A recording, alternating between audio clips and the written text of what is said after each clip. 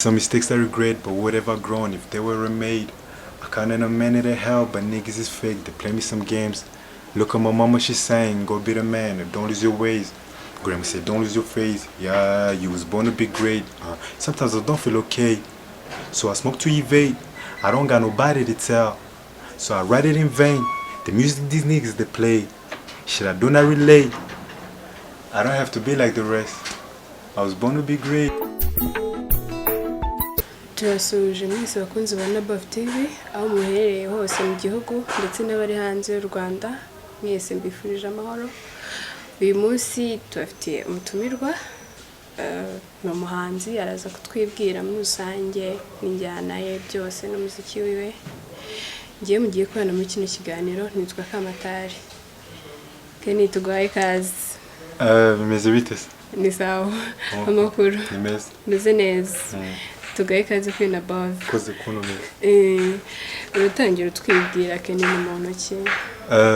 Banyita Kenny K-Shot, amazina yanjye akaba ari Kenny Rulisa. Ndi umuhanzi, ndi umu artist. Ngori njyana ubundi ya hip hop cyane cyane. Okay. Utangiye umuziki ryari? Natangiye muri 2015. Natangiye kera ariko indirimbo ya mbere bwa mbere nagiye muri studio yari 2015. 2015. Kuva 2015 kugera ubu ngubu 2020 umaje kugera mu muzigo w'injyana nka zingahe? Zira ni nyinshi fo. Nta nuko nazibona. Kwa kwashize igihe nsohoye umuzigo w'indirimbo 26 cyarimwe nyine ziri kuri mixtape imwe tu yitwa Inception iri ku ma platforms yose. Yes. Ukurikije igihe wahereye ukora umuziki kugeza n'ubu ngubu ubona ni iki donc ukurikije wahereye kugera n'ubu ngubu hari aho ubona umuziki wamaje kugeza ku buryo avuga ati ngiye Kenny mpereye 2015 cyangwa se na mbere yaho natangiye kwibonamo impano hari ikintu ubona yuko imaje kugezaho?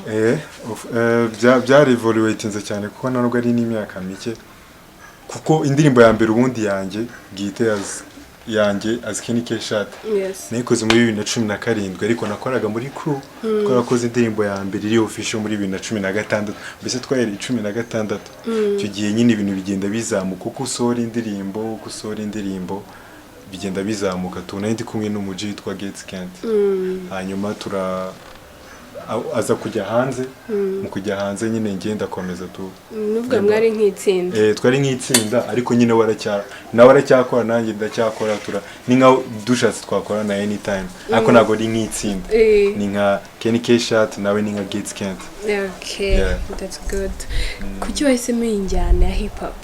Niko ko ariyo nakundaga kuva ndi umwana nanayikunze nazi n'ibyayo byo nazikore na hip hop nza kumenya ko nkunda injyana imwe nyuma nza kumenya ariyo ndavuga ese ni hip hop nkunda hip hop ibintu nk'ibyo. Okay, twagira ngo uduhe ku ga freestyle niwe wahera ko wahereyeho niba urahitamo naribyo. I made some mistakes I regret, but whatever grown if they were made. I can't end a minute of hell, but niggas is fake. They play me some games. Look at my mama, she's saying, go be the man, don't lose your ways. Grandma said, don't lose your face. Yeah, you was born to be great. Sometimes I don't feel okay, so I smoke to evade. I don't got nobody to tell, so I write it in vain. The music these niggas they play, shit I do not relate. I don't have to be like the rest. I was born to be great. Yeah. Yes. Nkurikije uko nagiye ndeba indirimbo za ku social platform yawe inyinshi ziri mu rurimi rw'icyongereza. Kuri cyo ese mu cyongereza kurusha ururimi rwacu?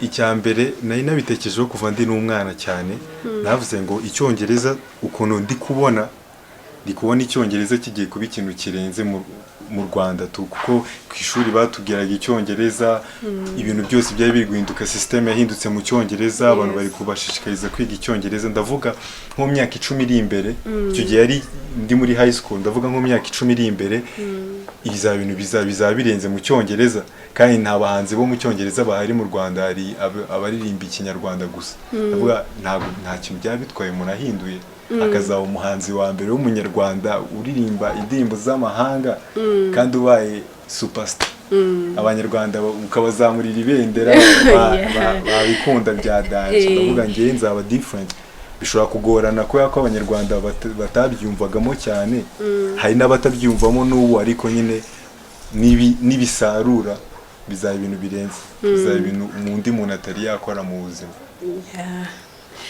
Apart from being a rapper ushobora no gukora chorus wenda nabyita gutera burase ni muri R&B ni muki ntabwo ndi umu rapper ndi umu artist mbese nshobora kuririmba nshobora guhogoza nshobora gukora poetry wanadobereza oya ntabwo ngubu ijwi ntabwo rimeze neza ariko nabikora kuri mic bakabanza bakabitunganya ariko ntabwo nakubera ni nawe unikorera ama chorus ibi ndiyandikira ndavuga kuyaririmba mu ndirimbo tuvuge part 1 n'indirimbo agakurikiraho chorus iyo mbishatse ndabyikorera byose nta muntu nyine nsabye ubufasha tu byose nkabyikorera ama chorus n'iki nk'umwe artiste niki kikumotiva kugira akomeze ukore haba hari urugendo runini ruva kuva 2015 kugenda n'isaha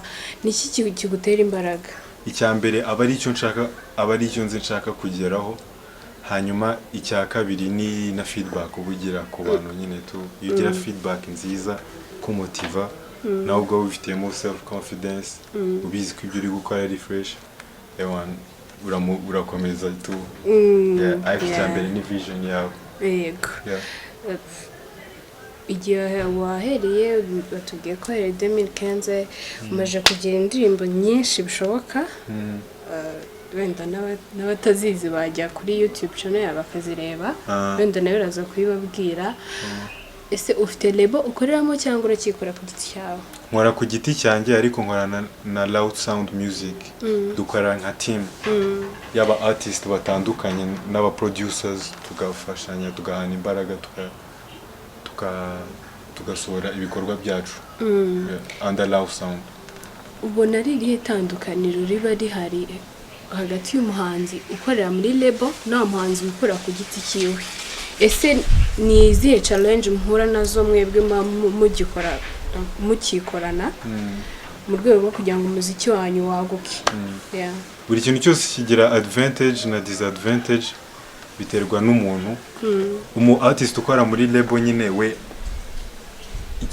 abafite ibyo agomba gukora like bafite ukuntu babana panze na contrat ariko ubundi ugomba kubahiriza ibintu nyine ugomba kubahiriza ibyo mwagize ariko iri umu independent ahantu uri anything uri open none se Kenny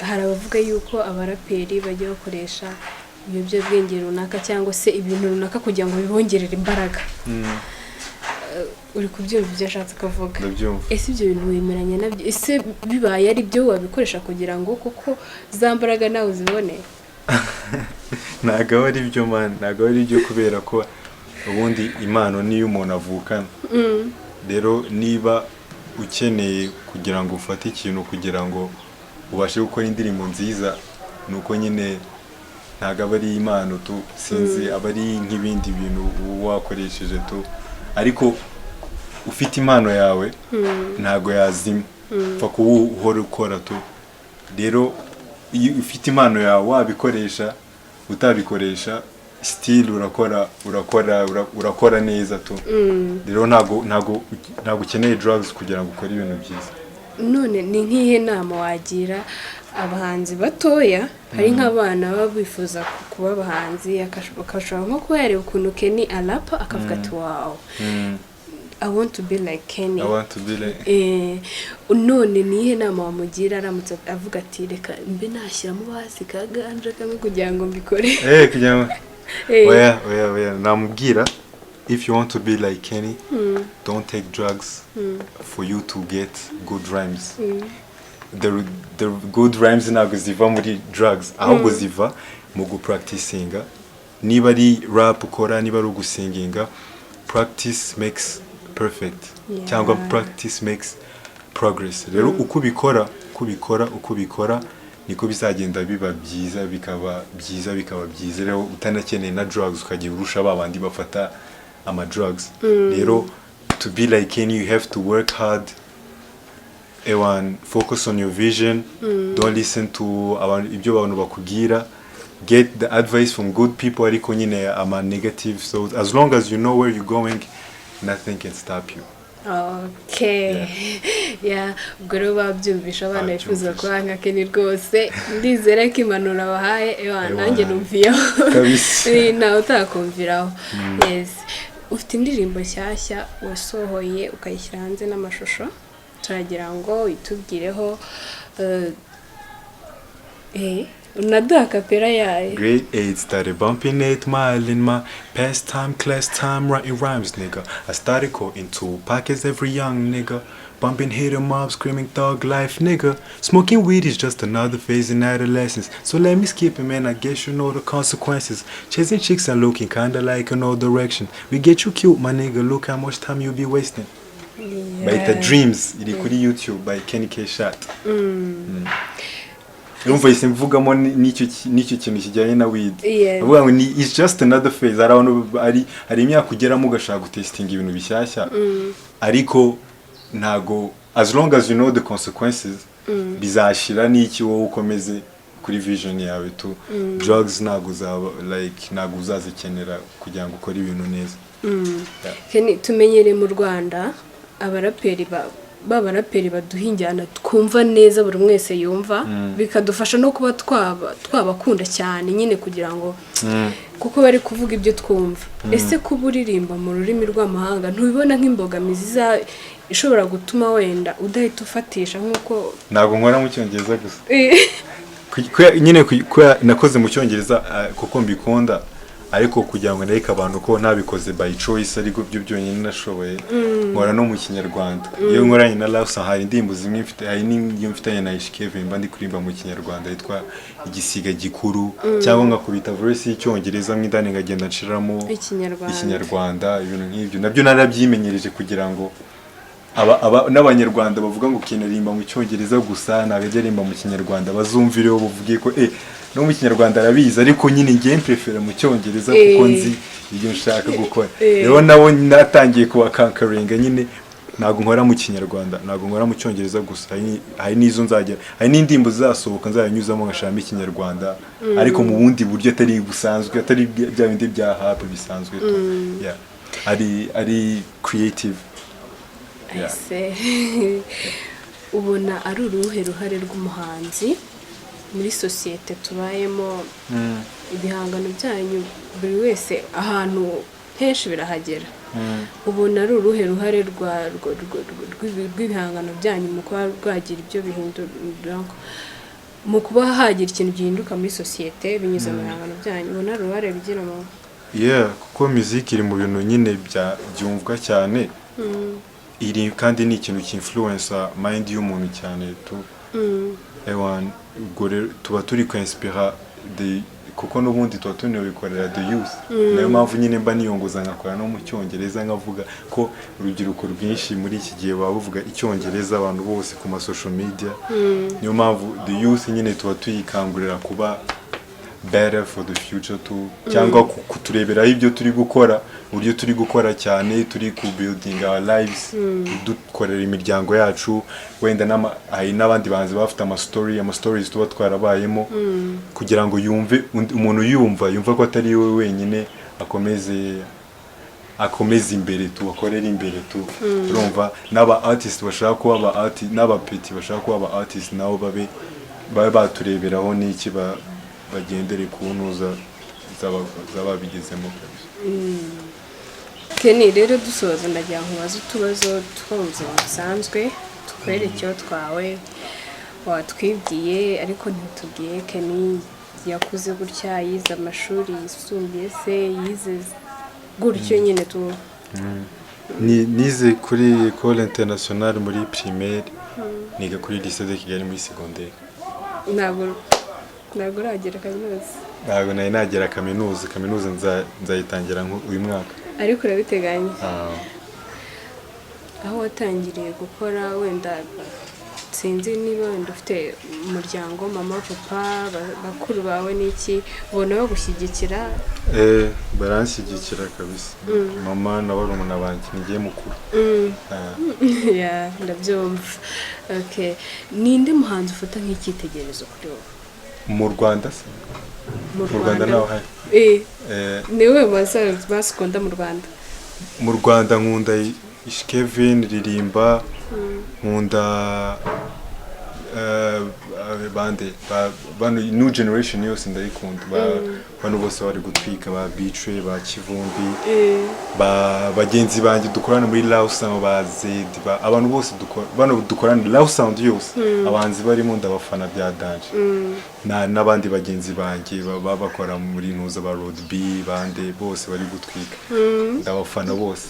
Okay hanze y'u Rwanda tubwira umuhanzi ukunda hanze y'u Rwanda muri Afrika mfana na Stc na Shane Ego nabo muri South Africa hanyuma muri Amerika mfana Drake niwe mwana kandi oda kapera no ndirimbo ye indirimbo ye mubite indirimbo ye if you can.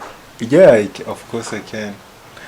Go bitches calling my phone like I'm locked up non-stop. From the plane to the fucking helicopter. Yeah, cops pulling up like I'm giving drugs out. Nah, I'm a pop star, not a doctor. Yes. Yamara mu Rwanda dufite impano zikaze pe. Urabizi cyane kane. Merci kabisa. Wibona hehe nko mu myaka 10 iri imbere? Myaka 10 nibona muri Amerika ndi gukorana na Drake. Really? Yeah. It's a big dream. Myaka 10 ni kure cyane. Ni inzozi nini cyane ibyo. Ndi gukorana na Drake uyu munsi tuzaba turi gushutinga video. Uyu munsi turi kuvugana. Ikizingaye. Tekeshana. Tuzaba turi gukora video. Na Drake turi gushutinga. Ubuse mvuga kwikira mvuga ngo amahirwe masa. Muri 2031 kabisa. Turagushyigikiye. Amen. Yes.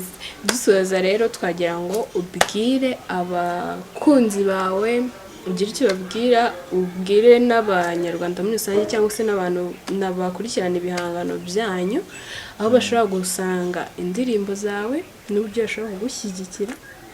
Yes.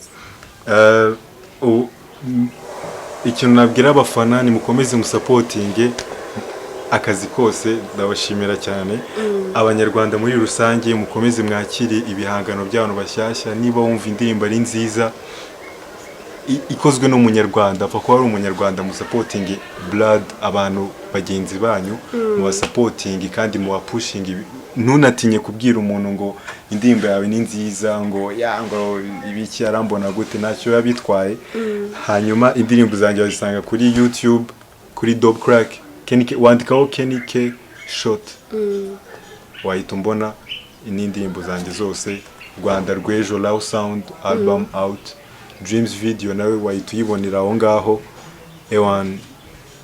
kuri Instagram ni K Shot RW the greatest na Twitter igisiga gikuru.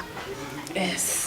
Ubwo rero mwabyumvishe naho hose mushobora gusanga ibihangano bya Kenny no kuri ku mbuga nkoranyambaga ze mukajya mukurikirana kugira ngo umenye update za buri kimwe cyose n'indirimbo yagiye akora cyane n'ahandi yagiye kuba yakora ibitaramo mwe mwamushyigikira akoze Kenny dusoza hari ahantu